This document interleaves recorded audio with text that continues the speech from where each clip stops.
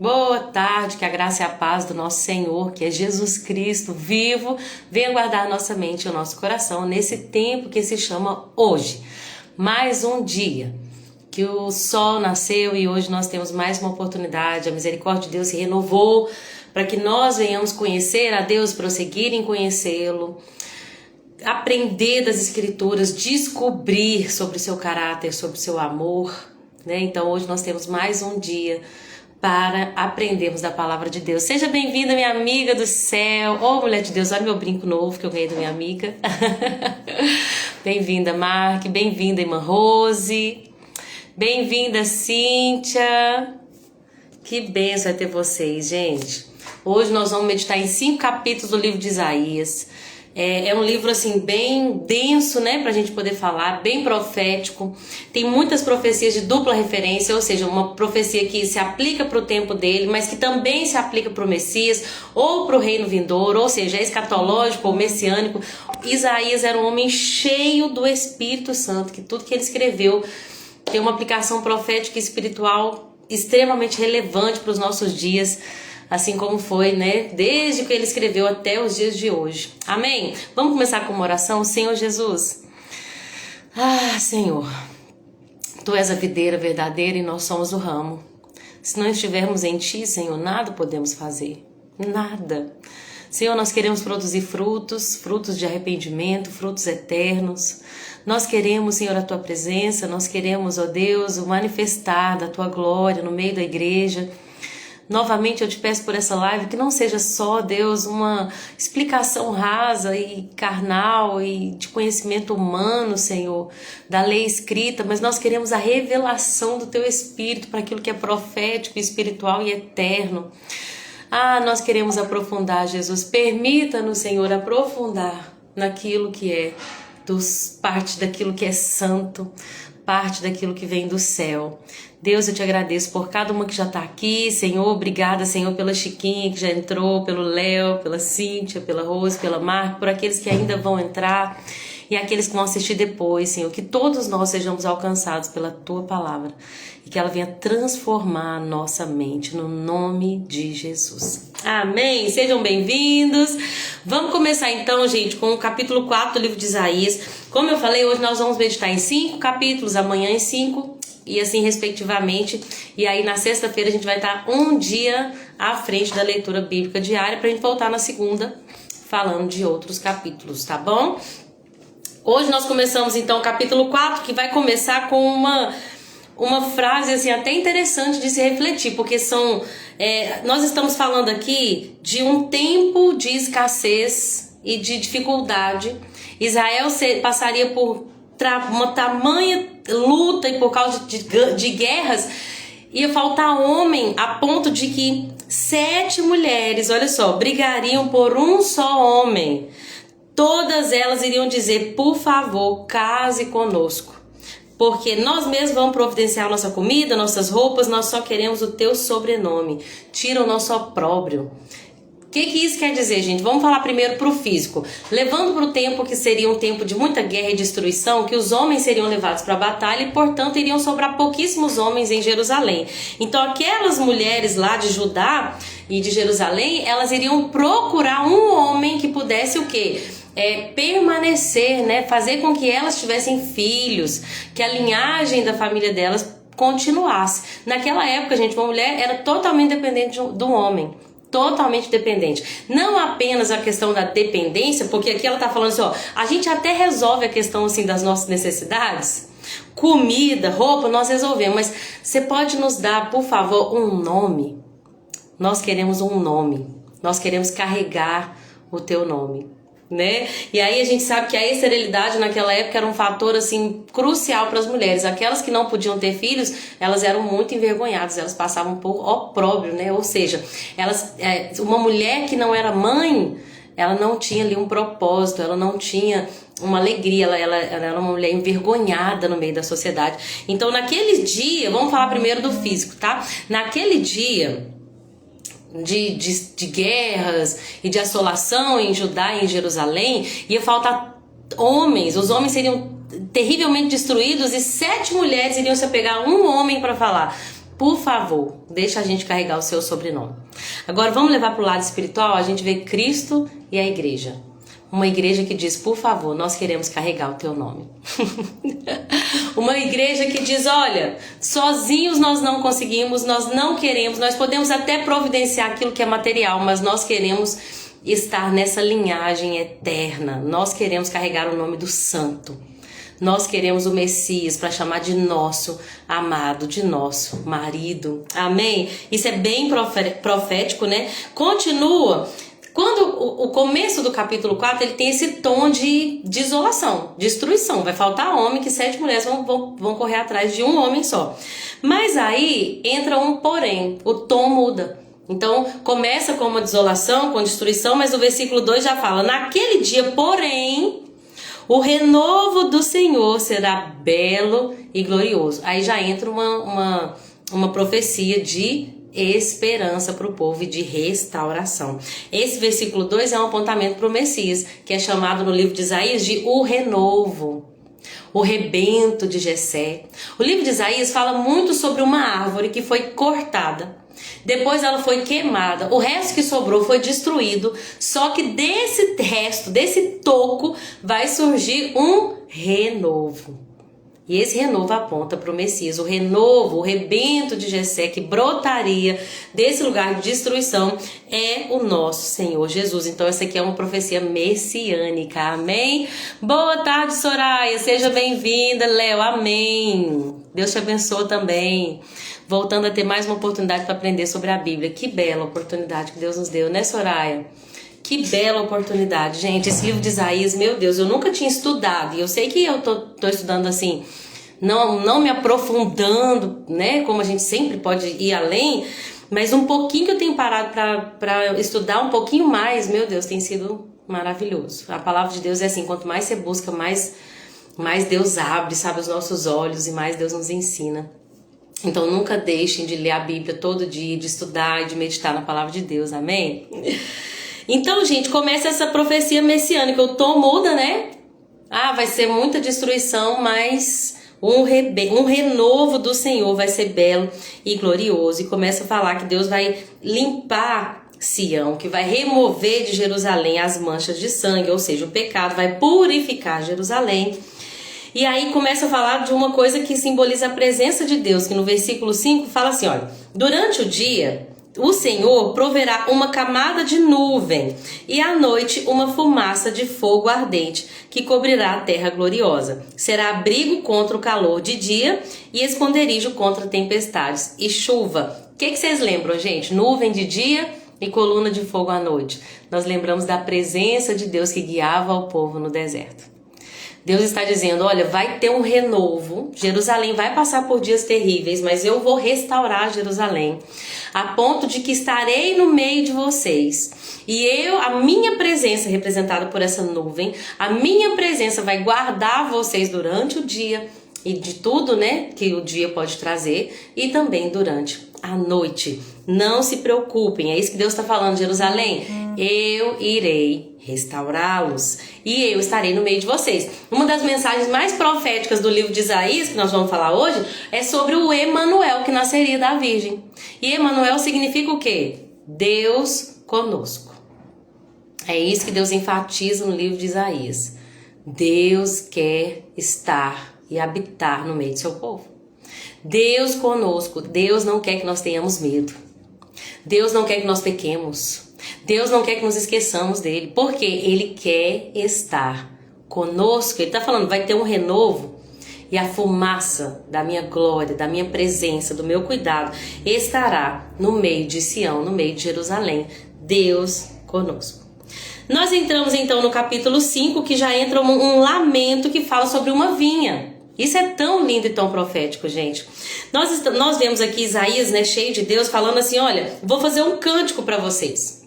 Sobre um homem, sobre um amado e sobre o seu vinhedo. Esse amado, ele diz, o meu amado tinha um vinhedo numa colina fértil. Olha só, era um lugar fértil. Ele tinha um vinhedo. O que é um vinhedo? É uma plantação de uva, né? Uma vinha produz uva. O que esse amado fez? Ele arou a terra, ele preparou a terra para que ela pudesse ser ali, né, cuidada. Então, o agricultor, nós lembramos já de João 15, Jesus falando, eu sou a videira, vós sois o ramo, meu pai é o agricultor. Cada ramo que está em mim, que dá fruto, eu limpo para que ele dê mais fruto ainda. Se tiver qualquer ramo em mim que não dê fruto, eu corto para que seja lançado no fogo. Então, olha só, nós estamos aqui no capítulo 5. Oi, mãezinha, seja bem-vinda. A Cida, minha tia, também entrou. Deus abençoe vocês, viu? A Karina também está aqui conosco. Oi, Karina, que privilégio ter você aqui acompanhando a live. Deus abençoe você também, viu? Então, gente, no capítulo 5, Deus vai fazer uma metáfora, vai usar uma metáfora para explicar o que está acontecendo espiritualmente em Israel. Vai falar que Deus é esse agricultor que colocou ali, que plantou uma vinha num lugar muito fértil. Ele fez tudo o que era necessário para que aquela vinha, né, produzisse bons frutos, boas uvas. Ele arou a terra, tirou as pedras, plantou as melhores videiras. No meio do vinhedo, construiu uma torre e fez um tanque de prensar. Ele fez tudo o que era necessário ali para que aquele vinhedo produzisse bons frutos. Só que o que acontece? Ele esperou pela colheita de uvas doces, mas o vinhedo só produziu uvas amargas. Então aquele vinhedo frustrou os planos do agricultor, que preparou tudo para que aquela videira produzisse bons frutos. E aí ele começa a falar, e agora, habitantes de Jerusalém e Judá, o que eu vou fazer com o meu vinhedo? Porque quando eu esperava uvas doces, ele produziu uvas amargas. Agora eu direi o que eu vou fazer. Removerei suas cercas e deixarei que seja destruído. Então, se é o agricultor que cuida do vinho, ele está dizendo, eu vou tirar a minha proteção para que essa vinha seja destruída. Derrubarei seus muros e deixarei que seja pisoteado. Farei desse lugar um lugar desolado, onde as videiras não são podadas e a terra não é capinada, um lugar cheio de espinho e mato. Olha isso, gente. Meu Deus. Depois o próprio Deus explica a parábola, a metáfora. Olha só, a nação de Israel, versículo 7. A nação de Israel é o vinhedo do Senhor dos Exércitos. O povo de Judá é o seu jardim agradável. Ele esperava colher justiça. Atos de justiça. Só que encontrou, ao contrário de justiça, opressão. Esperava colher retidão, atitudes retas, íntegras, mas ouviu gritos de angústia. Então Deus está falando, olha, eu plantei um povo, eu cuidei de um povo, separei eles desde Abraão, né? Cuidei deles, arei a terra, preparei uma Canaã, derrotei reis, afligi seus opressores, fiz de tudo para que esse povo produzisse bons frutos. Só que eles não produziram. Então o que eu vou fazer? Eu vou tirar a proteção deles e vou deixar que eles sejam desolados, destruídos, né? Então aqui, levando para o sentido daquilo que iria acontecer, Isaías está falando, olha, o meu povo, que é o povo de Israel, que deveria agir como um povo de Deus, do Senhor dos Exércitos, que deveria seguir as minhas leis, que deveria mostrar para todo mundo, ser um exemplo do caráter do Deus que os criou, que os formou. Esse povo, ao invés de eu colher justiça, eu estou colhendo opressão. Ao invés de eu colher retidão, eu estou escutando gritos de angústia. Então o povo estava perdido, gente, moralmente, espiritualmente. Existia idolatria, imoralidade, estava um caos, espiritualmente falando. E aí, quando eu estava lendo esse capítulo 5, Deus me lembrou de algumas passagens. Achei que eu tinha anotado aqui, gente. Mateus 21, 43, que eu estava até vendo Jesus falando isso em The Chosen, na série do The Chosen. Olha só, Jesus está contando uma parábola ali para os fariseus, falando dos próprios fariseus. Que Jesus ele não tinha meia palavra, ele falava a verdade. 21, 43. E aí, quando ele fala da parábola para os fariseus, ele fala da parábola também da vinha, né? Deixa eu só achar aqui, gente.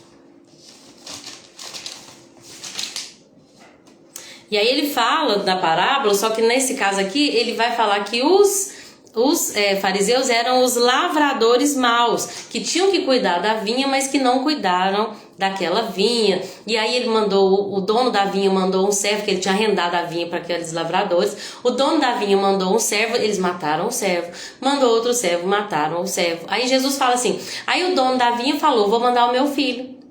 Porque eles vão falar, é o filho do agricultor, né, do dono da vinha, eu vou respeitar. Só que eles vão lá e matam o filho.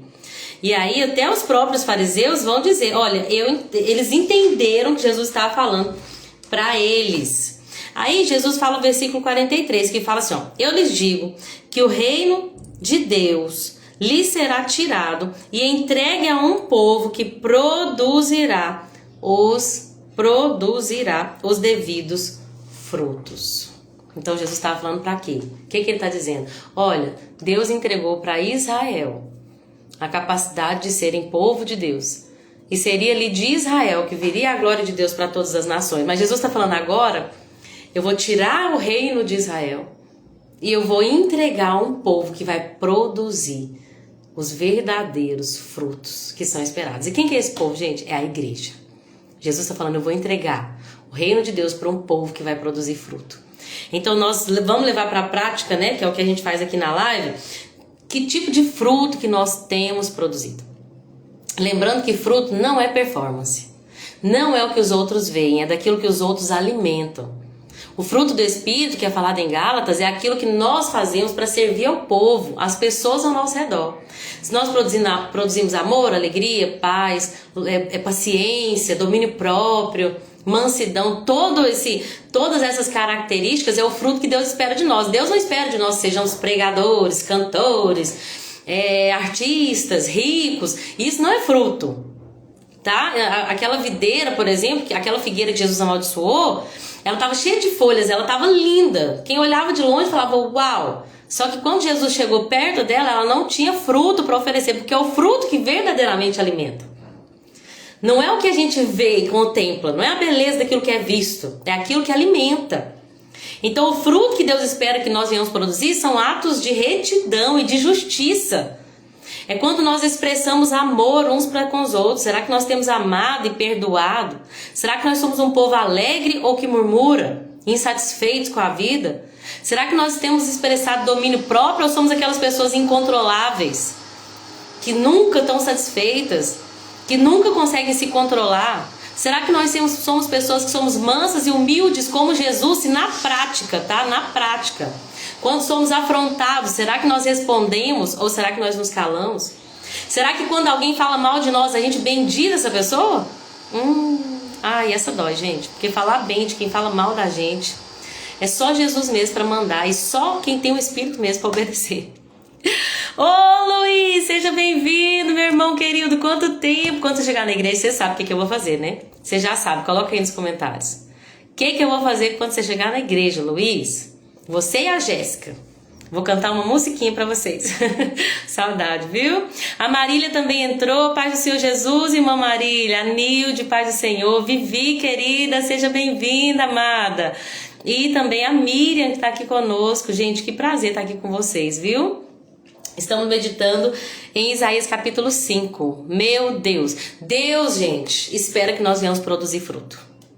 Visitante, seja bem-vindo. É isso, Luiz. Ai, brincadeira, irmão. Espero que vocês tenham aproveitado, viu? Esses dias que Deus concedeu. Glória a Deus. Então, gente, Deus espera que a gente produza frutos.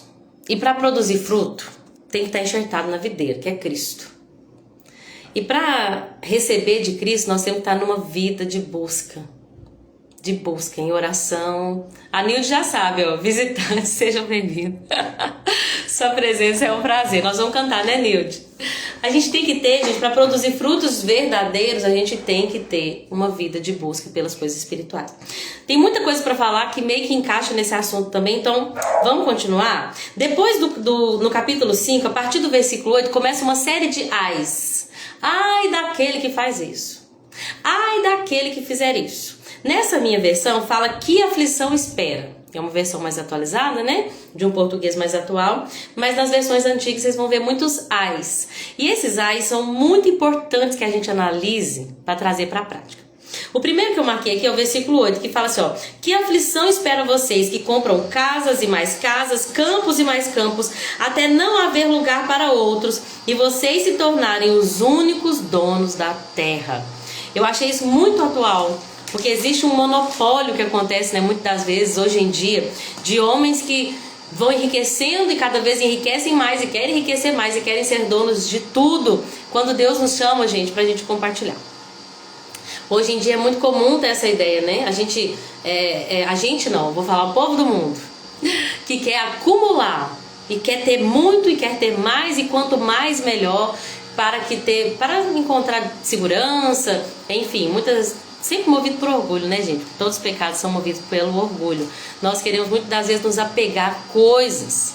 Nós não. Vou falar nós não, dessa vez não. Vou falar muitos querem se apegar a coisas para se sentirem seguros. Sabe uma coisa que Deus falou, tem falado muito comigo quando eu leio o livro de Isaías? Dependência dele. Deixa eu falar nisso rapidinho, porque muitas vezes nós queremos correr atrás de recursos para sentir seguro. Versículo 3 fala assim, olha, capítulo 3 do livro de Isaías, versículo 1. O soberano Senhor dos exércitos tirará de Jerusalém e de Judá tudo aquilo de que dependem. Tudo aquilo que as pessoas de Jerusalém e de Judá têm dependência, Deus falou, eu vou tirar. Pão, água, seus heróis, seus soldados, seus juízes, seus profetas, adivinhos, autoridades, oficiais do exército, altos funcionários, conselheiros, magos, astrólogos. O que ele está dizendo? Tudo aquilo que as pessoas colocam aqui como algo que elas dependem vai ser removido. Eu me lembro daquela passagem que fala em Hebreus, se eu não estiver enganado, que as coisas que são abaláveis vão ser abaladas e as coisas inabaláveis vão permanecer. Então, em quem nós temos colocado a nossa dependência? Em quem? Esses dias Edmundo me mostrou um vídeo, eles estavam... Era uma procissão assim, e aí os católicos estavam carregando uma imagem de escultura enorme, até que acontece alguma coisa lá que a imagem cai e espatifa, porque aquilo é o quê? É pó, é barro, é criado por homens. Só que aí quando aquela imagem cai no chão e espatifa, um dos homens desmaia, ele tá até longe, ou seja, ele não foi acertado por nada. Ele realmente teve ali um ataque, alguma coisa, e fez com que ele desmaiasse na hora. Por quê, gente? Porque ele colocou toda a esperança dele numa imagem feita por mãos de homens. E aí o Edmundo falou assim, que frágil, hein? Ele desabou quando aquilo que ele cria quebrou. Que fé frágil. Por isso que nós nos apegamos e nós não colocamos-nos como dependentes de nada nessa terra, a não ser do Senhor dos Exércitos. Porque ele, gente, é imbatível. É invencível. Nunca vai ser quebrado, nunca vai falhar, nunca vai morrer. Nossa dependência não pode estar em coisas que vão ser abaladas. Nossa dependência deve estar no Senhor. Amém? Então, quando eu li esse versículo falando que Deus vai tirar de Jerusalém tudo aquilo que Jerusalém se apegou, inclusive falei um pouquinho na última vez que Deus iria tirar todo o adorno de Jerusalém, tudo aquilo que era material, tudo aquilo que era por aparência, lembra? O que Deus está dizendo? Eu não estou aqui para ser juiz, não é que eu quero ser um mau juiz que aponta o erro de vocês. Eu quero que vocês se voltem para mim. Eu só quero que vocês se voltem para mim. Vocês são meu povo. Só que vocês não estão percebendo, vocês estão esquecendo de mim. Vamos continuar com os ais? Tem um ai aqui que é tremendo. Versículo 11. Ai daqueles que se levantam cedo pela manhã para começar a beber, passam a noite tomando vinho para ficar embriagado. Em suas festas sempre tem vinho, e música, e lira, e harpa, tamborim, flauta, mas nunca pensam no Senhor. Não se dão conta nas obras das suas mãos, naquilo que ele faz. Por isso meu povo irá para o exílio. Gente, quando eu li isso aqui foi muito forte. O que Deus falou comigo? As pessoas que passam o dia procurando prazeres momentâneos. Essa pessoa, a Bíblia diz, Isaías 5:11, ela levanta cedo pela manhã para começar a beber. Passa a noite tomando vinho para ficar embriagado. Só que essas pessoas nunca... Olha só, até a música. A Bíblia está falando assim, ó. Eles têm festas que têm belas músicas. E nós sabemos que Deus não condena a música. Só que o que está acontecendo? Essa pessoa está enchendo a mente dela de tudo que é prazer temporário.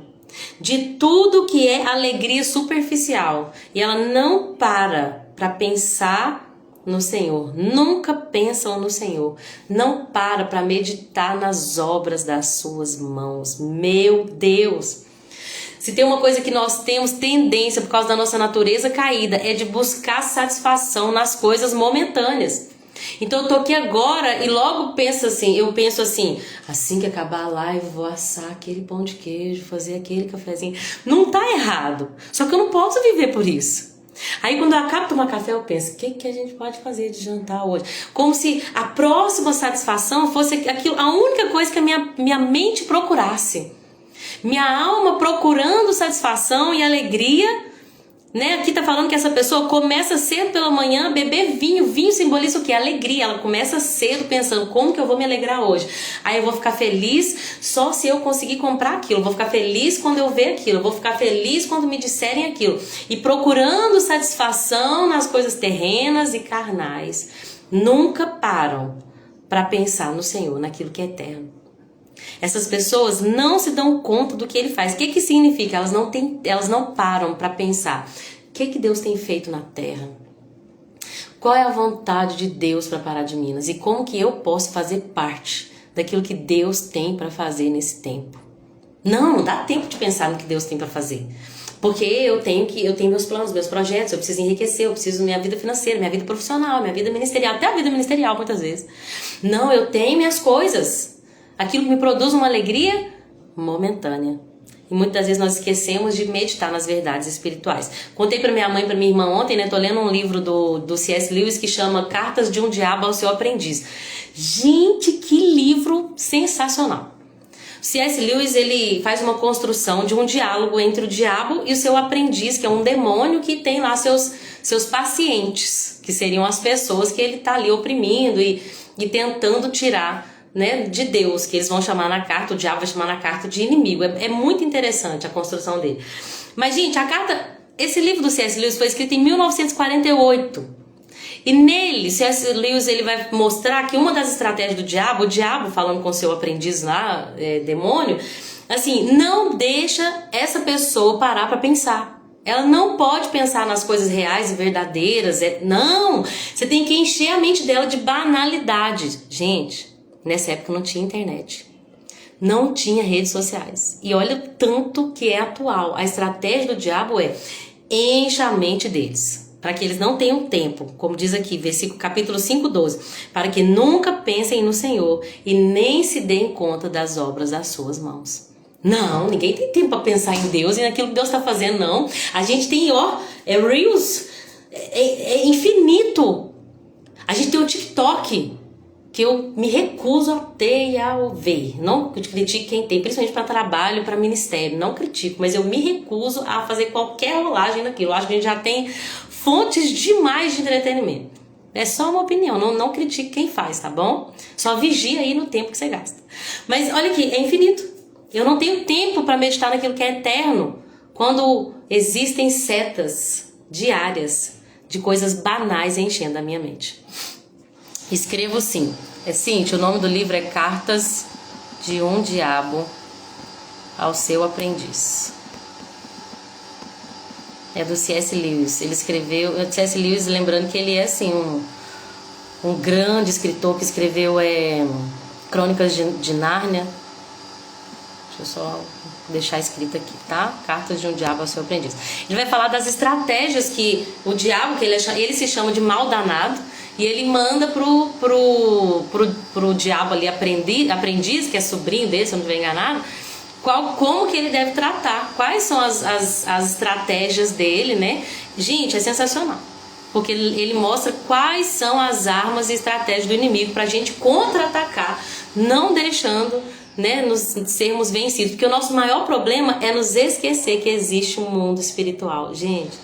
No início do livro, o C.S. Lewis até fala assim, olha, existem dois grandes males na sociedade e ambos têm o mesmo perigo. Número 1, as pessoas que acreditam que não existe diabo e demônios e seres espirituais da maldade, e o outro é aquelas que acreditam demais e que tem até que quer saber tanto e quer aprender tanto que tem até um vislumbre sobre eles.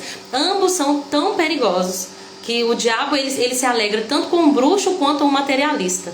Aquele que ignora que existem coisas materiais, que só quer juntar dinheiro, e aquele que quer fazer parte das coisas do demônio, que quer aprender sobre o diabo, que quer, né? Então nós temos que vigiar. Mas no mais o que eu queria dizer é, olha a estratégia que o próprio Deus está demonstrando na sua palavra. Essa pessoa acorda de manhã e vai até de noite procurando alegria nas coisas terrenas, na satisfação da sua carne, mas não para pensar em Deus e nas obras das suas mãos. Deixa eu cumprimentar quem entrou aqui. A Michelle entrou, querida, seja bem-vinda. A Carol tá aqui, gente, essa minha amiga escritora, que linda. Inclusive tem um livro maravilhoso que ela escreveu, depois vou colocar aqui no Stories. Quem puder, compre. É lindo, gente. Eu tive a oportunidade de ler e assim, chorei muito, e muito de Deus. Me lembra o nome, Carol, porque fugiu. Quando as portas se fecham. É isso? Maravilhoso a história do testemunho dela. Minha mãe também leu, né, mãe?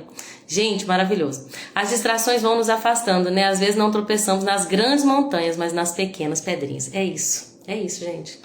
É isso. A gente pensa, não, gula nem, não tem problema não, comer demais isso aí todo mundo faz, né? Só que é nas raposinhas, né, que o vinhedo é destruído. Nós temos que tomar muito cuidado.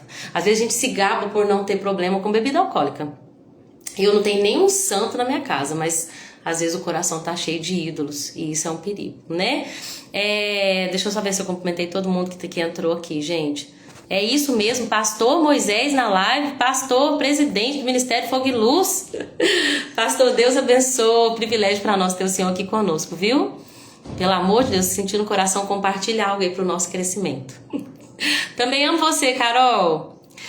Então, gente, uma coisa que me fez muito meditar, vou falar só mais isso e vou prosseguir, tá? Nós estamos no capítulo 5, versículo 11 de Isaías. Mas eu queria falar sobre aquela carreata que teve no sábado. Nós pegamos a carreata toda, assim, ou pelo menos metade dela, quando a gente estava saindo do Bariri, do piquenique que nós fizemos lá. E eu peguei bem o início, Deus sabe de tudo, né, gente? Nossa, Deus não desperdiça nada. A hora que a gente cruzou ali, para voltar, né, para retornar, para vir pro bairro Padre Libério, saindo ali da rua, da Avenida Argentina, a gente pegou o início. Então, tava a polícia, bombeiros e os caminhões com imagens gigantescas e um barulho ensurdecedor de centenas ou talvez dezenas de carretas. E eles buzinavam e faziam barulho e estavam ali, né, louvando aquela imagem. Deus falou comigo, e que barulho que o povo de Deus tem feito por mim. Nós vamos ter o Paracristo também, né? Amém, glória a Deus. Tô até vendo aqui agora a imagem. Dia 16 de agosto nós temos o Paracristo aqui lá na sede do Ministério Fogo e Luz para declarar Jesus nessa cidade. Mas com maior magnitude nós vamos ter a marcha para Jesus. E Deus falou isso muito comigo. Muitas vezes nós temos dificuldade de unir a igreja para fazer barulho para Jesus. Enquanto as pessoas movidas por um espírito de engano estão saindo das suas casas, gastando gasolina, energia em vão, com coisas fúteis, com o que está por trás daquela imagem ali é uma entidade satânica, diz a palavra de Deus. E aí, fazendo barulho. Ela seguindo à frente, todos atrás. E aí teve uma hora que nos pararam no sinal ali, no sinal que desce para o shopping, tinha uma viatura assim da polícia deixando que todos os caminhões descessem. Nós ficamos 3 sinais verdes ali, mas gente, me deu uma coisa, quando eu passei por ali, tinha um monte de gente parada, eu comecei a buzinar e falar, Jesus reina, que nem uma louca, Jesus reina nessa cidade. Nós temos que fazer barulho, gente. Nós não podemos deixar que o espírito de engano governe essa cidade, que existe uma igreja aqui que se levanta para levantar o nome de Jesus. Nós sabemos que não é só um dia, é um povo que pensa nas obras do Senhor, que pratica frutos, né, de justiça e de retidão, que é o mais importante, que não roubam, que não como é que fala de imposto, gente? Nossa, esqueci a palavra. Sonegam. Pessoas que não só negam impostos, pessoas que não furam sinal vermelho, pessoas que... Tô falando de coisas mínimas, mas das menores às maiores. Elas vivem como se o reino de Deus já estivesse na terra, um reino de justiça e de verdade. Amém? É hora de a gente levantar essa bandeira. Uma igreja militante que levanta a bandeira de Cristo e que fala, nós não apenas fazemos barulho, mas nós vivemos como Ele viveu. mansos e humildes de coração. E aí o capítulo 5 continua com os ais, né? Eu marquei alguns ais aqui, só mais esse que eu quero falar, que é do versículo 20, que fala sobre uma inversão de valores. Ai daqueles que chamam o mal de bem e o bem de mal, a escuridão de luz e a luz de escuridão, o amargo de doce e o doce de amargo. O que Deus está dizendo aqui? Ai daqueles que estão com uma cegueira espiritual tão grande que distorcem os valores. Aquilo que é certo fica errado, aquilo que é errado fica certo. Tem algo mais atual do que esse versículo, gente? Essa palavra de Deus, ela é tão viva, ela é tão atual, como diz Billy Graham, mais atual do que o jornal de amanhã. Deus está falando, ai daqueles cegos espirituais que não têm discernimento e que falam que o doce é amargo e que o amargo é doce. Sejam sábios, sejam sóbrios, saibam o que vem de Deus e o que vem das trevas. Eu amo aquela passagem de Hebreus que fala, olha, vocês não devem ser mais meninos, vocês já têm que crescer a ponto de, pela prática, saber discernir entre o bem e o mal. Tá na hora de receber alimento sólido, de ter maturidade para, pela prática, olha só, pela prática, saber discernir entre o bem e o mal, para parar de falar que o que é mal é bom e o que é bom é mal. O que é certo é errado, o errado é certo, o que é doce é amargo, o amargo é doce.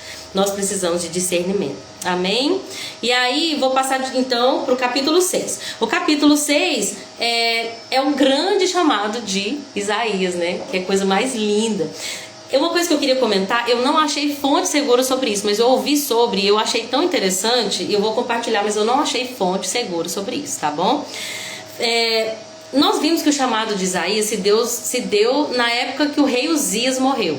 Existe uma tradição que conta que Isaías era primo de Uzias, que o tio de Isaías, que era o Amazias, isso que era o pai de Uzias, era tio de Isaías, portanto eles eram primos. Isso não está na Bíblia, tá? Mas a tradição cristã, né, o dicionário Wycliffe, por exemplo, fala isso, que ele era provavelmente filho de primo de Uzias. Inclusive no dicionário Wycliffe fala que, como fala várias vezes Isaías filho de Amós, Isaías filho de Amós, citando o pai de Isaías, isso provavelmente indica que ele vem de uma família proeminente, ou seja, ele pode ter até uma linhagem aí da família real, mas que ele abre mão de tudo isso para ser profeta. Lembrando que profeta do Senhor naquela época, ele não tinha regalias, muito pelo contrário, ele era visto como alguém que ninguém entende. Lembre-se que a maioria das coisas que Isaías falou se cumpriu centenas de anos depois. Seus discípulos que foram comprovar quando pegaram ali os pergaminhos que foram deixados por ele. Mas naquela época, quando Isaías falava, a maioria das pessoas não entendia. Ele não era entendido. A pessoa que é o espiritual, gente, novamente, ele não é discernido por ninguém e ele discerne a todos. Ser profeta de Deus não significa ganhar milhões de seguidores e ser muito rico porque as pessoas vão encher de presentes. Muitas vezes é o contrário. Pessoas vão ser desprezadas, canceladas por falarem a verdade, né? Isaías, uma coisa que eu queria falar do rei Uzias, é isso que eu não tenho certeza, que eu vi alguém falando, mas que eu não achei nenhuma referência. Eu vi uma pregadora falando, a Tamires Garcia, que Uzias teve um reinado tão glorioso, ele teve um reinado tão perfeito, e lembre-se que as pessoas esperavam um líder político para o Messias. Então ela falou que naquela época, quando o rei Uzias estava governando, muitos acreditavam que Uzias poderia até ser o Messias. Por quê? Lembrando que ele vinha da linhagem real da família de Davi, e ele reinou durante 52 anos, e ele teve um reinado assim, de muitas conquistas, foi um reinado muito abençoado. E isso é interessante porque, então, quando Uzias morre, a esperança de muitos que acreditaram que aquele homem seria o líder político que ia cumprir tantas profecias para Israel, para a nação de Israel, quando Uzias morre também a esperança de muitos. E é nesse momento de tristeza e dor, principalmente pelo profeta estar perdendo alguém da família, que Deus faz um lindo chamado na vida de Isaías. E uma coisa rapidamente que eu queria comentar, mas eu posso estar ficando doida, mas é porque a gente começa a meditar demais. Eu achei lá em Zacarias, até ontem meditando na palavra, uma porção que fala assim, que o Messias, ele seria alguém que teria... deixa eu achar aqui, gente. Não era Zacarias? Ele fala assim... esse Messias, ele governaria como rei, mas ele também serviria como sacerdote. Então as pessoas esperavam que o Messias fosse aquele rei e sacerdote. Lembra que Uzias foi um grande rei, mas que no final do reinado dele, ele quer sacrificar? Ele quer ser sacerdote também, porque o orgulho encheu o coração dele. Talvez até o próprio Uzias acreditava que fosse o Messias. Porque o orgulho encheu o coração dele e ele entrou para fazer a função de sacerdote. Aí naquele momento os sacerdotes vão ali e falam: o que você está fazendo aqui? Você é rei, você não é sacerdote, você não é da linhagem de Arão. E ele acha ruim lá com os sacerdotes e a Bíblia diz que a testa dele começa a se encher de lepra. Ele não era o Messias. E aí nesse momento, quando Uzias morre, que Deus então faz um grande chamado na vida de Isaías. A Bíblia diz que Isaías vai dizer, né? No ano que o rei Uzias morreu, eu vi o Senhor. Oi, Ideia, seja bem-vinda, amada. Eu vi que você entrou, mas estava aqui no raciocínio, não parei. Deus te abençoe, viu? Ele vê o Senhor. E a Bíblia diz que ele vê o Senhor num alto e sublime trono, a ponto de que o manto, a orla das vestes desse Senhor, ela enche todo o templo. O que Deus está falando para Isaías? Isaías, o Messias é muito maior. Ele é maior do que o templo. Ele é maior do que o trono de Jerusalém. Você não está entendendo, Isaías? Uzias não era o Messias. Existe alguém muito maior que está sentado sobre o trono. A orla de suas vestes enche ali o templo. E aí ele vê os serafins. E os serafins com 6 asas. 2 asas cobrem o rosto, 2 asas cobrem os pés, 2 asas voam. Cantando, né, dizendo uns aos outros: Santo, Santo, Santo é o Senhor dos exércitos, toda a terra está cheia da tua glória. Quando Isaías tem essa visão, ele então, o que ele faz? Ele vê a sua impureza. Todas as vezes que a gente tem um contato com a pureza de Deus, isso reflete a nossa iniquidade. Por isso que eu sempre falo, quando a pessoa fala: eu sou boa demais, meu coração é muito bom, porque eu sou tão abençoada, eu não faço mal pra ninguém, não desejo mal pra ninguém, só faço bem pras pessoas. Eu já falo assim: ai meu Deus, precisa conhecer Jesus. Porque quanto mais perto de Deus a gente tá, mais ele reflete o nosso coração e a nossa natureza corrompida, que precisa ser anulada para que a verdadeira, nova natureza espiritual domine, mas que tá aqui. A carne militando contra o espírito, né? Então, todas as vezes que alguém tinha uma visão de Deus, essa pessoa se caía de joelho. Porque quando você vê aquilo que é santo, todo o mal da sua natureza caída, ele é refletido e aí você se joga por terra em fraqueza. Então, Isaías, ele viu qual que era o problema dele. E o problema dele estava aqui, ó. Lembra, gente? Nós falamos tanto em provérbio da língua, né? Ele diz: ai de mim, vou perecendo. Por quê? Porque eu sou um homem de lábios impuros e vivo no meio de um povo de impuros lábios. Deus precisava de um profeta. E quando Isaías vê ali o Senhor, ele logo reconhece que precisa ser transformado, porque não pode sair da mesma fonte água amarga e água doce, né? Que fala lá em Tiago. Então, para eu ser um profeta que fala do Senhor, minha boca tem que ser consagrada para ele. Ai, Senhor, nos ajuda, Pai. Nos ajuda, Senhor, para não sermos maledicentes. Ah, Senhor, não nos deixa testemunhar falsamente contra o nosso irmão. Não nos deixa, Senhor, cair no pecado, Senhor, de falar demais daquilo que nós não entendemos, de falar com orgulho e soberba. Senhor, perdoa a iniquidade dos nossos lábios para que sejamos teus profetas, ó Pai, em nome de Jesus. E então, quando ele reconhece o erro dele, Deus já vem com a solução. Porque Deus não aponta erro de ninguém só para juízo. Deus aponta para restauração. Uma vez que nós nos arrependemos, ele vem com a transformação. Isaías fala: eu tenho um problema com a boca. Deus fala: então tá bom, vamos resolver. Um serafim pega uma brasa viva ali que ele tira do altar e toca na boca de Isaías com uma tenaz, purificando os lábios do profeta. Uma vez que o profeta tá com a boca purificada, Deus grita lá do alto. Deus fala lá do alto: quem enviarei por mensageiro por meu povo? Quem há de ir para ser profeta que vai falar para mim? Tá vendo, gente? O Espírito Santo, ele é tão maravilhoso que ele não fala assim: vamos, eu te chamei para ser profeta. Você melhora essa boca sua para você ser profeta que eu te criei para ser. Não. O Espírito Santo vai agindo em nós. E ele não nos oprime para fazer nada. Ele fala a necessidade que o céu tem. Nós precisamos de alguém que vá. E uma vez que o profeta estava purificado, Deus não falou assim, vamos Isaías, vamos fazer o que eu te criei para fazer? Não.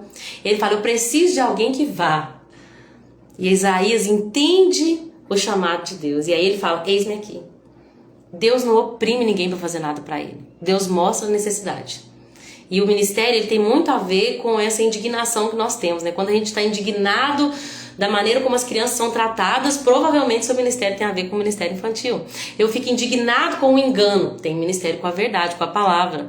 Eu fico indignado com a maneira como as pessoas usam as artes para iniquidade. Então Deus vai usar a sua arte para a verdade, para exprimir, né, a glória de Deus. Então toda a nossa indignação tem a ver com o nosso chamado. E aí Deus, ele não oprime ninguém, ele fala, olha, eu preciso de alguém que faça isso. E aí Isaías fala, mas eu tô aqui, gente, tô preparado, meus lábios foram purificados, eis-me aqui, envia-me a mim, glória a Deus. E aí Deus fala, então você vai e diga a esse povo. E aí Deus começa ali a comissionar o profeta. O versículo 13 fala um pouquinho daquele tronco que eu falei, né? Olha o que Deus vai falar para Isaías, ó. As cidades vão ficar vazias e a terra vai ser devastada. E aí a terra vai ficar deserta. Se sobrar um pouquinho, um remanescente, ela vai ser invadida de novo e queimada. Mas assim como o terebinto e o carvalho deixam um toco quando cortados, o toco de Israel será uma semente santa. Então você tá entendendo? Tá falando que Israel é um toco que foi cortado, que foi devastado, que foi queimado, mas lá na frente vai vir sobre o rebento de Jessé, que é esse renovo desse toco que havia sido ali destruído, mas que agora existe uma nova esperança surgindo, né? Levando para o Messias. Capítulo 7, Deus falou demais comigo quando eu li esse capítulo, gente. Eu não vou demorar, tá? O 8 vai ser rapidinho. Eu vou até o 8 hoje, tá? Mas eu não vou demorar. O capítulo 7... ele vem com essa promessa linda messiânica do Emanuel, né? Mas antes tem uma história muito interessante. Agora nós já saímos do reinado de Uzias, né? Lembrando que a Bíblia não está escrita em ordem cronológica. Se você não tem a Bíblia em ordem cronológica, do capítulo 6 para o 7 não é a ordem, né, dos fatos como eles aconteceram cronologicamente. Aqui no capítulo 7 nós temos uma mensagem que Isaías foi mandado para falar para Acaz. Então já é outro reinado. Vocês lembram de Acaz? Depois eu vou lembrar para vocês do altar que o Acaz viu lá na Síria e mandou que o sacerdote construísse. Nós falamos muito sobre isso. No capítulo 7, a Bíblia diz que 2 reis se levantaram para atacar Acaz, que era o rei de Judá. Levantou-se o rei da Síria, que era Rezim, e o Peca, que era rei de Israel. Então a Síria e Israel se levantaram contra Judá, 2 contra 1. Nesse momento, Deus envia Isaías para falar com Acaz. E Deus vai falar para Isaías assim, Isaías, pega o seu filho e vai encontrar com o rei Acaz. Você vai falar para Acaz que ele não precisa se preocupar. Olha isso, lembra que eu falei da dependência? O livro de Isaías mostra como Deus iria envergonhar tudo aquilo que o povo de Israel, o povo de Judá principalmente, né? Daquilo que eles dependiam. Então, se eles dependiam do Egito, o Egito não vai te ajudar. É como uma cana quebrada. Nós vamos ver que Acaz queria a ajuda do rei da Assíria, Tiglat-Pileser. Mas Deus está falando, não é para depender de nada a não ser de mim. Dependam de mim. Então Deus vai mandar um recado para Acaz falando assim, ó, não se preocupa com aquelas 2 brasas apagadas, que é o Rezim e o Peca. É verdade, eles estão tramando contra vocês, mas eles não vão. O que eles estão tramando, que eles querem atacar, ajudar e conquistar, nunca vai acontecer. Não vai acontecer. Não se preocupe. Deixa eu te mostrar isso aqui que você tem que ver para sua mente lembrar disso. Ó. O que Deus falou para Acaz? Pare de se preocupar e não precisa ter medo. Não precisa ter medo. Gente, esse dualismo entre fé e medo, ele aparece na Bíblia toda. E eu tenho certeza que você deve ter pelo menos 5, pelo menos 10 motivos para ter medo aí, na sua mente. Muitas das vezes, setas do inimigo. Será que você vai conseguir? Será que você está doente? Será que é o fim? Será que você nunca vai conseguir? Será que Deus não vai te dar? Será que Deus está te dando? Será que você vai conseguir? A fé e o medo, ela é um tema recorrente nas Escrituras. Deus está falando claramente para Acaz. 2 reis poderosos estão levantando contra você, mas não precisa ter medo, porque isso não vai acontecer. E aí ele ainda dá uma notícia, ó. Quanto a Israel, em 65 anos vai ser destruída. Deus ainda tá falando através de Isaías para casa. Não preocupa não, porque daqui a 65 anos a Israel vai ser destruída pela Assíria, né? Que foi o que aconteceu com o cerco. Mas aí vamos continuar. Último versículo desse trecho, capítulo 7, versículo 9, fala assim, ó. Se vocês não crerem com firmeza, não permanecerão firmes. Vou ler para vocês de novo na versão NVT. Se vocês não... Capítulo 7, versículo 9. Se vocês não crerem com firmeza, não permanecerão firmes. Em outra versão fala firmes na fé. Deixa eu pegar as mais antigas só para provar que é isso mesmo que Deus quer falar hoje. 7:9. Isaías 7:9. Entretanto, a cabeça de Efraim será Samaria, e a cabeça de Samaria o filho de Remalias. Se não o crerdes, certamente não haveis de permanecer. Deus falou muito comigo quando eu li isso aqui. Você tem que ter firmeza. Porque muitas vezes a gente crê, mas aí vem a dificuldade, aí a gente começa a esmorecer. Ai, será que Deus vai fazer? Ai, vai ser o fim. Ai, agora, acho que agora... Aí as coisas vão piorando. Ai, eu acho que eu não vou dar conta. Deus está falando, creia com firmeza, porque a fé é o firme fundamento das coisas que se esperam, dos fatos que não se veem. Então não é eu acho que talvez, se Deus for bom o suficiente, se Ele for misericordioso na minha vida, que talvez pode acontecer, mas eu ainda tenho que fazer alguma coisa que tiver na minha mão. Quem sabe se eu buscar ajuda, quem sabe se eu pedir um empréstimo, quem sabe, sempre buscando algo para se apoiar. E Deus está falando, não tenha medo, não se preocupe. Se você não crer, gente, é fé. Se você não crer com firmeza, você não vai permanecer. Nessa hora vem um fato engraçado, eu não sei nem qual que é a palavra que eu falo. Que Deus manda uma mensagem para o rei Acaz, que fala assim, Isaías fala assim, da parte do Senhor. Peça a Yahvé, todas as letras maiúsculas, peça a Yahvé, ou a Jeová, Yehowa, né? Seu Deus, um sinal de confirmação. Peça a Deus. Peça a Deus. O Acaz, Peca e Rezim estão se levantando contra você, mas eu tô falando que eles não vão fazer nada. Se você precisa de um sinal, peça a Deus. Olha isso. Se você quiser um sinal no céu ou nas profundezas da terra, Deus vai te dar um sinal para te provar que Ele vai fazer. Sabe o que a Acaz fala? Não precisa não. Precisa não. Não precisa, porque eu não vou tentar Deus, não. Eu fiquei me perguntando por quê? Porque parece tão santo, eu não vou tentar ao Senhor. Mas Deus estava oferecendo um sinal. Só que ele falou, não quero um sinal. Eu perguntei pro Google, tá? Perguntei pro Google, não é uma pesquisa muito aprofundada. Por que a Acaz não quis um sinal? E a resposta que a Meta me deu, não é Meta não, né? Do Google é Gemini, né? A resposta que me deu é porque o coração dele já estava... não é destinado, inclinado a buscar a ajuda de Tiglat-Pileser. Eu falei, o quê? Vou voltar lá. Aí eu voltei lá em 2 Reis, capítulo 16, que fala assim, ó. De fato fala que Peca e Rezim, ó, versículo 5, 16:5. Então Rezim, rei da Síria, e Peca, filho de Remalias, rei de Israel, subiram para atacar Jerusalém. Cercaram Acaz, mas não conseguiram derrotá-lo. Deus já tinha falado, né? Nessa época, o rei de Edom recuperou a cidade de Elat para os edomitas. Expulsou o povo de Judá e colocou os edomitas para morarem ali. O rei Acaz enviou mensageiros para dizer a Tiglat-Pileser, rei da Assíria: sou seu servo e seu súdito. Olha isso, eu te sirvo. Você para mim é como meu rei, eu sou seu súdito. Venha me salvar dos exércitos da Síria e de Israel que estão me atacando. Então Acaz pegou a prata e o ouro do templo do Senhor do templo do Senhor, dos tesouros do palácio, e enviou para o rei da Síria. Então o rei da Síria foi lá, atendeu o pedido, atacou Damasco, capital da Síria, e deportou seus habitantes para Kir. Também matou Rezim, rei da Síria. E aí foi nesse momento que Acaz vai para Damasco, e ele chega lá, vê um altar lá em Damasco, que acha muito bonito, e manda para o sacerdote Urias para ele fazer um igualzinho. no templo, profanando o templo do Senhor.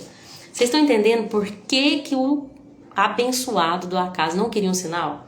Porque o coração dele já estava inclinado a pedir ajuda. Ele pediu ajuda. 2 Reis 16 deixa claro, olha, Rezim e Peca se levantaram contra mim. Você pode me ajudar? Porque eu sou seu servo. Olha só, Deus falou, eu vou fazer. Não, Deus, não precisa nem dar sinal, não. Você falou que vai fazer? Tá bom. Eu vou só pedir uma ajuda ali. Eu vou só procurar alguém que possa me ajudar. Mas Deus falou, mas eu vou te ajudar. Não, eu sei que Deus vai me ajudar, mas quem sabe Deus não vai me ajudar através do Tiglat-Pileser, né? Não, eu sei que Deus vai me ajudar, mas quem sabe Deus vai me ajudar através do banco, através do emprego, através do ministério, através do projeto e tudo aquilo que a gente faz, para que a gente não tenha que depender de Deus, para a gente ter algo para se apoiar. É como um caniço quebrado, ele quebra e a gente vai junto. Meu Deus, mesmo assim, Deus vai dar um sinal. E é aí que entra, gente. Louvado seja Deus. E ele fala assim, você não pede um sinal? Na minha versão fala assim, olha, não basta esgotar a paciência das pessoas, tem que esgotar a paciência de Deus. Mesmo assim, Deus lhe dará um sinal. Eis que a virgem conceberá. Ela dará à luz a um filho e ele vai chamar Emanuel, que significa Deus conosco. Você não precisava ficar com medo, Acas. Deus está contigo. Você não precisava ter medo, Lorena. Não precisa procurar ajuda. Quando eu quiser levantar pessoas para te ajudar, sim, obedeça, eu vou te dar as direções, essa pessoa vai te ajudar no meu nome, para minha glória. Mas você não depende disso, filha. Né, Deia? Você não depende disso, Andréia. Você não depende. Você depende de mim. Eu sou o seu Senhor. E eu vou te dar um sinal para provar que eu estou contigo. Um dia a virgem vai conceber. E isso é o quê? É uma prefiguração do nascimento virginal de Cristo. Né? Vai acontecer centenas de anos depois. A virgem vai conceber e vai dar à luz a um filho. E esse menino vai ser chamado Emanuel, que significa Deus conosco. E aí aqui tá falando, né? É uma profecia de dupla referência que vai apontar para o Messias, mas que também vai ser um sinal para Acas. Antes que uma criança que nascesse naquele tempo tivesse condição de discernir entre o bem e o mal, essas duas cidades seriam destruídas, tanto Damasco, que é a capital da Síria, quanto Samaria, que é a capital de Israel. Vou passar para o 8 então, só para a gente poder terminar, que já falta só 2 minutos, né, para as 3. Aí o capítulo 8 vai falar da futura invasão da Assíria, tanto em Damasco quanto, né, em Samaria. É muito interessante o capítulo 8, porque fala o nome do filho de Isaías, se eu não estou enganado, é o maior nome da Bíblia, né, trazido ali do hebraico, né, que é Maher-Shalal-Hashbaz. Que significa rápido despojo, presa segura. Quando a gente tem uma vida com Deus, ela afeta todo mundo, né? Deus falou para Isaías, você vai se deitar com a sua mulher, e quando ela tiver, e ela vai conceber, e quando o filho nascer, você vai dar esse nome para ele. Imagina ele chamando o menino. Maher-Shalal-Hashbaz, que significa rápido despojo, presa segura. E esse menino seria profeticamente um sinal ali também, né? Que antes que ele tivesse capacidade de dizer papai ou mamãe, essas duas cidades seriam destruídas. Pastor Moisés disse, meu Jesus, trocamos a presciência de Deus por conselhos humanos. Meu Jesus, é verdade, pastor, como foi com Roboão. Exato, hoje mesmo quando eu estava lendo, ele falava assim... o capítulo 8, que ele fala assim, vocês pedem orientação, por que vocês não pedem orientação para Deus? Consultem a lei, os ensinamentos de Deus, ou seja, olha na palavra. Mas tem gente que prefere olhar no horóscopo, prefere consultar um pai de santo. Como que vocês estão desprezando a verdadeira sabedoria que é eterna, de um Deus presciente, como disse o pastor, para algo humano? Ai, Jesus, por que nós somos assim, Senhor? Mas nós não, nós temos o Espírito de Deus, como o pastor Moisés comentou comigo, nós temos a mente de Cristo. E o Espírito de Deus é o único que escrutina a mente de Deus e ele habita dentro de nós. Não vamos desprezar os conselhos do Senhor, amém? Novamente ele vai falar sobre o Emanuel. Eu achei uma coisa interessante, só que eu tô rendendo demais, falando sobre a pedra. Vou falar só mais isso, tá? Aqui ele fala do Emanuel no capítulo 8, versículo 8, fala do Emanuel de novo, e aí fala assim no versículo 9, olha só, 10, convoquem conselhos de guerra, mas nada adiantará, desenvolvam estratégias, mas não terão sucesso, pois Deus está conosco. E aí olha o que Deus fala para Isaías, para a gente poder terminar. Nessa Bíblia colocaram o título aqui antes desse trecho, chamado para confiar no Senhor. Olha o que Deus fala para Isaías, versículo 11 do capítulo 8. O Senhor me advertiu firmemente que não pensasse como todos os outros.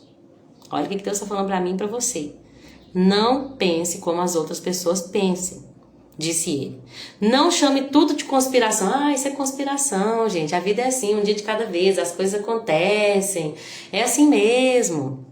Não tem nada de eterno espiritual acontecendo, não precisa falar nenhuma conspiração. Ele continua dizendo, não viva com medo daquilo que eles temem. Considere o Senhor dos Exércitos santo em sua vida. É a Ele que você deve temer.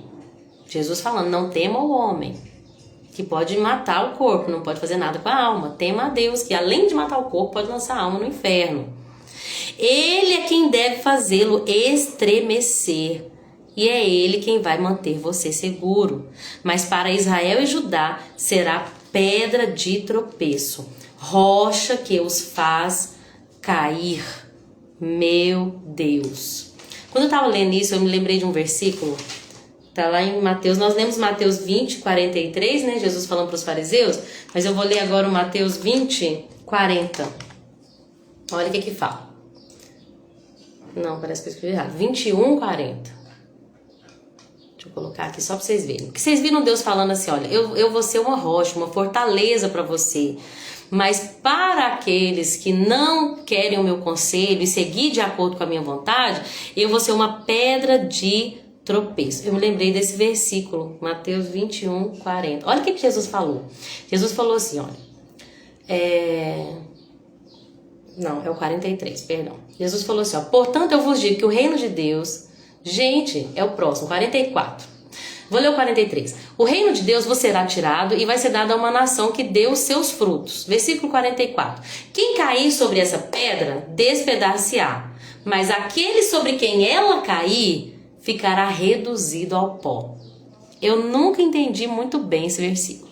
Um dia o pastor Luciano Subirá falou, eu acho que foi ele, e algo que eu achei interessante, assim, que meio que encaixou para aquilo que eu pensei hoje. A pedra, o Senhor é como uma rocha para aqueles que nele confiam. Mas para aqueles que querem ir contra aquilo que ele tem para executar na terra, que ele vai executar os planos, os desígnios dele, nós querendo ou não querendo participar, essa pedra se torna uma pedra de tropeço, uma rocha que faz eles cair. Jesus falou que o reino de Deus é como uma pedra. Quem se jogar sobre ela vai se despedaçar. Mas alguém que ela vai ter que cair em cima, vai virar pó. E eu ouvi uma vez o Luciano Subirá, se eu não estiver enganado, falando sobre aquele que se joga, ele se rende à pedra. Ele se rende àquilo que Deus tem para fazer, aos planos de Deus. Ele é despedaçado porque Deus quebranta essa pessoa. Ela não vai viver mais os seus próprios interesses, suas próprias vontades. Ela vai ali despedaçada sobre a rocha, viver segundo os planos de Deus. Mas aquele que sobre quem essa rocha cair, esse vai ser reduzido ao pó. Ou seja, vai virar nada. Deus é uma fortaleza para aqueles que nele confiam. Mas para quem quer ir contra o plano de Deus na terra, Deus se torna então uma pedra de tropeço. A pergunta para mim e para você é: de qual lado nós estamos? Será que nós estamos pensando, como aqui fala, pensando no Senhor e dando conta das obras das suas mãos? Analisando aquilo que Deus tem feito, participando do plano de Deus na terra? Ou será que nós estamos lutando contra aquilo que Deus já está fazendo? Porque não dá para vencer a rocha. Ou a gente cai em cima dela, se rende e é despedaçado, ou ela cai sobre nós. E aí nós viramos pó. Ou ela é uma rocha de salvação, ou ela é uma pedra de tropeço. Né? Nós temos que considerar os feitos de Deus e estar do lado dele. Por mais que isso gere em nós morte, abnegação das nossas vontades, do nosso desejo, da nossa carne, de segurança, de zona de conforto, Deus nos chama para fazer aquilo que Ele tem para fazer em Pará de Minas e em toda a terra. Amém? É isso que Deus colocou no meu coração, gente. Nós fomos até o 9, não é isso? Ou até o 8? Deixa eu ver. Nós falamos do 4, 5, 6, 7, 8. 4, 5, 6, 7, 8. É isso mesmo que eu tinha planejado. 5 capítulos. Passei um pouquinho, mas amanhã de novo outros 5 capítulos para eu poder conseguir me colocar em dia com vocês. Quero agradecer a todos. Louvado seja o Senhor, gente. Eu fiquei muito feliz em ter cada um de vocês aqui. Nosso Deus, que bênção. Glória a Deus. Ficaram 16 pessoas online. E numa segunda-feira, 2 horas da tarde, para ouvir sobre a palavra de Deus, é só Deus que pode fazer isso, né? Levantar um povo que abibliado. Glória a Deus. Obrigada por todos, por todas. Obrigada por quem ficou até o final. Foi bênção demais, revelações maravilhosas da palavra. Amém, Carol, minha amiga abençoada. Deus abençoa, viu? A Raquel, que bênção de palavra, pena que cheguei atrasada. Raquel, pegou aquilo que Deus queria que você pegasse, né? Eu tenho certeza. Depois você volta e assiste do início, viu? Muito forte esse livro de Isaías, gente, muito forte. Meu Deus, que o Senhor nos conceda, né? Revelações mais profundas cada dia mais. Eu acho que a Vivi tinha colocado um comentário que eu não li. Ela colocou: depender de Deus não basta somente confiar nele, mas também estar disposto a lidar com aqueles que não vão entender sua espera e confiança. Uau! Quando a gente se entrega para Jesus, vai vir a parte boa, né? De todas as promessas ali arraigadas nele, mas também a Bíblia diz: o mundo vai vos odiar. Serão lançados, né? Em cadeias, mas não se preocupe, quando chegar lá o Espírito Santo há de conceder aquilo que vocês devem falar. Meu Deus, um povo que está disposto a morrer pelo Evangelho, é isso que Deus quer levantar de novo, né? O Evangelho não é só algo pelo que nós vamos viver, mas pelo que nós vamos morrer também. Amém? Obrigada, deixa eu honrar cada um que ficou até o final aqui. A Vivi, a Nilde, a Karina, a Carol, a Sossô, a Cíntia, a irmã Rose, a Déia, o pastor. Obrigada, pastor. A Mark, desde o inicinho aqui comigo também. A minha mãe, a Marília, a Raquel, a Alda que entrou depois. Obrigada, Alda. O Léo também e a Chiquinha. Deus abençoe a Rose também desde o inicinho, né? Obrigada, gente, por tudo. Beijo, fiquem com Deus e até amanhã, se Jesus permitir, gente, desse livro maravilhoso. Amanhã nós vamos falar do rebento de Jessé. Ô, glória! Vai ser forte. Obrigada com Deus e até amanhã, se Jesus permitir, gente. Tchauzinho.